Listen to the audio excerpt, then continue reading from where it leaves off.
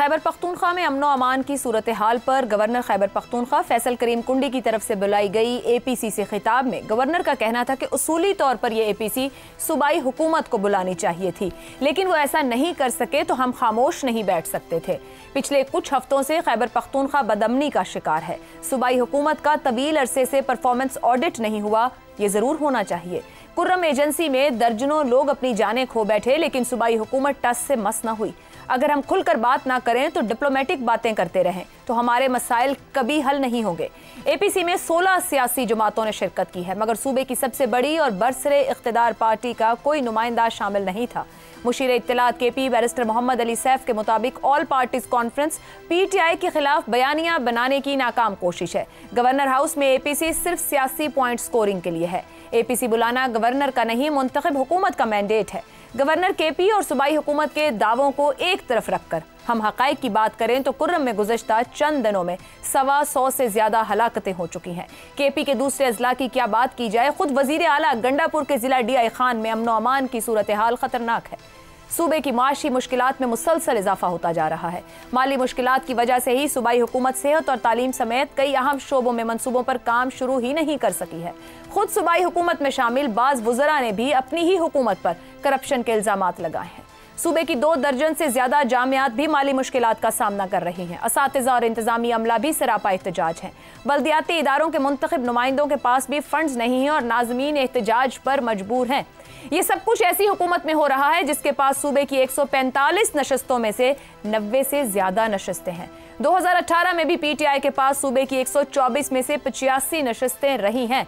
2013 में हुक्मरान PTI 124 में से 58 नशस्तों के साथ सियासी सहारों के साथ हुकूमत कर रही थी, मगर अब गुज़िश्ता 6 साल में PTI की ऐसी कोई मजबूरी नहीं रही कि वो सूबे को गुड गवर्नेंस फराहम ना करे। मगर सूबे के वजीर आला सूबाई वसाइल को किन मकासद के लिए इस्तेमाल कर रहे हैं कि आज PTI को संजीदगी का मुजाहरा करते हुए अपने किसी भी नुमाइंदे को इस APC में अपना मौक़िफ़ रखने के लिए नहीं भेजना चाहिए था। गवर्नर KP की आज की गुफ्तगू क्या यह साबित नहीं कर रही कि सूबाई हुकूमत वफाक के सब्र का बड़ा कड़ा इम्तिहान ले रही है? इसी पर गुफ्तगू करेंगे। पैनल के लिए सवाल।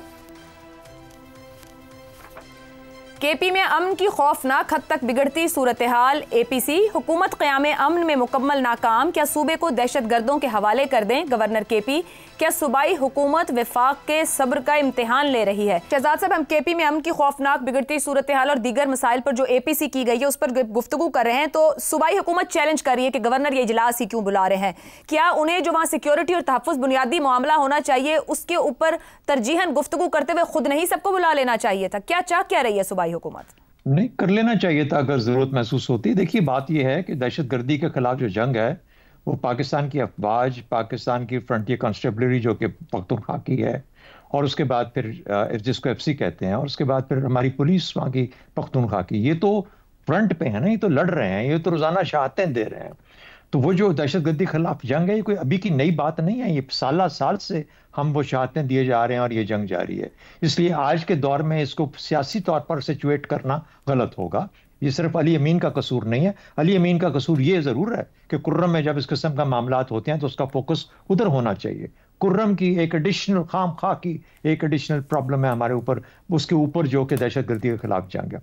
लेकिन इंपॉर्टेंटली जो अपना कुंडी साहब, जो गवर्नर साहब हैं, ये कोई फर्स्ट टाइम उन्होंने ये बात नहीं की। वो बड़े अरसे से अपनी हुकूमत, सूबाई हुकूमत के बारे में मुख्तलिफ किस्म की आरा रखते हैं, मुलाकातें करते हैं, और उनका ख्याल है कि सूबाई हुकूमत काम ठीक नहीं कर रही। उनका तल्लुक पाकिस्तान पीपल्स पार्टी से है और वो PTI से हैं। अब मुझे ये बताइए कि बिलावल भुट्टो बात करते हैं कि मेरे पास बलूचिस्तान और सिंध है, मैं सियासी तौर पर एक्टिव होके और मैं एक सियासी हम आहंगी क्रिएट कर सकता हूँ मुख्तलिफ जमातों के बीच में, जिसमें गालिबन PTI भी उनके दिमाग में कहीं ना कहीं पे शामिल होगी। उसके बाद फैसल वारडा साहब का हमने जिक्र पहले में कर लिया, लेकिन और उनका तल्लुक भी कहीं ना कहीं पे उस जमात से बनता है। कुंडी साहब ने पख्तूनख्वा की हद तक दिखाया कि हम सियासी हम आहंगी क्रिएट करने की काबिलियत रखते हैं। सलीम हैदर साहब की आवाज़ें कहीं ना कहीं पे आती रहती हैं आपको पंजाब के मामलात के अंदर। तो मुझे ये बताइए, इनमें कॉमन क्या चीज़ क्या है? Pakistan Peoples Party. तो क्या पाकिस्तान पीपल्स पार्टी एक ऑल्टरनेट के तौर पे अपने आप को ये दिखाना चाह रही है कि सियासी हम आहंगी हमारे पास पॉसिबल है, हम ये सियासी मामलात को लेके, और उससे फिर सियासी इस्तेहकाम आ जाएगा? क्या सियासी इस्तेहकाम इस वक्त सबसे बड़ा कंसर्न कहीं ताकतवर हल्कों में मौजूद है? ज़रूर होगा, है भी, कहा भी क्या है।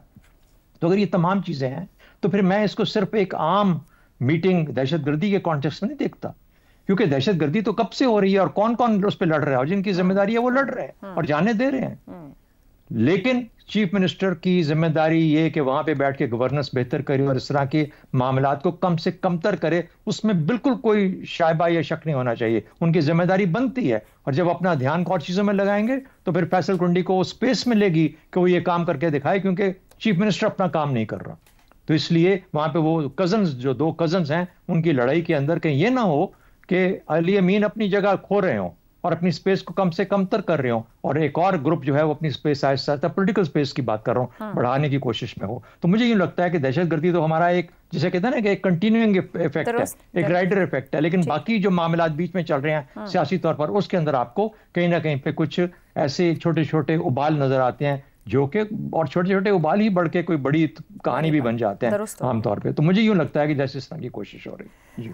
हमाद साहब, हुकूमत क़याम अमन में मुकम्मल नाकाम, क्या सूबे को दहशतगर्दों के हवाले कर दें? 16 सियासी जमातें शामिल, और ये गुफ्तगू का जुमला है गवर्नर केपी का उसके बाद मीडिया से गुफ्तगू करते हुए। क्या सूबाई हुकूमत वफाक के सब्र का इम्तिहान ले रही है? कितनी जिम्मेदारी बनती है सूबाई हुकूमत की? मेरा ख्याल सारी जमातों ने इकट्ठे होकर, 16 जमातों ने, छोटी छोटी जमातें हैं वो अक्सर उनमें से, लेकिन एक प्लेटफॉर्म उन्होंने दिखाया कि भाई अगर यहाँ से नहीं हो रही एक बात तो ये हमारी जिम्मेदारी तो है, इसमें सियासत तो शामिल ही होती है। लेकिन बहरहाल ये एक सियासी तौर पर अच्छा अमल है कि जमातों ने इकट्ठे होकर, या अगर पीटीआई इसमें शामिल हो जाती तो ये और भी अच्छी बात होती, या वो खुद बुला लेते तो ये और भी अच्छी बात होती। यानी इसको, अमल को चलाने की ज़रूरत तो है ना। आप देखिए कि इसमें उन्होंने सिर्फ एलामिया, अगर आप देखें इनका एपीसी का, तो वो फ़कत ये नहीं कह रहे कि अमन व अमान का मसला जो है बिगड़ गया, उन्होंने तो जो पख्तून हकूक़ हैं उनका भी जिक्र किया, सब बातों का जिक्र किया। लेकिन सर उनके पास कोई इख्तियार है क्या? हुकूमत कहाँ है? एक सियासी खला पैदा उनके ख्याल में अगर हो रहा है, या ये कहिए कि इंतज़ामी खला तो है ही ना वहाँ पर, तो उन्होंने उस सब की तरफ इशारा किया है कि शायद ये इंतज़ामी खला जो है इसकी वजह से हमें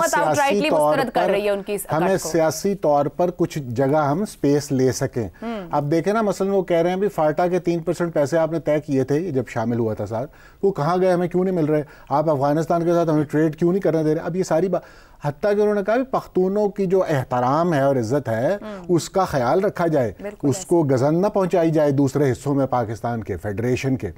तो उन्होंने यानी कौम अपनी, यानी पठानों की बात भी की और अपने सूबे के हवाले से भी बात की।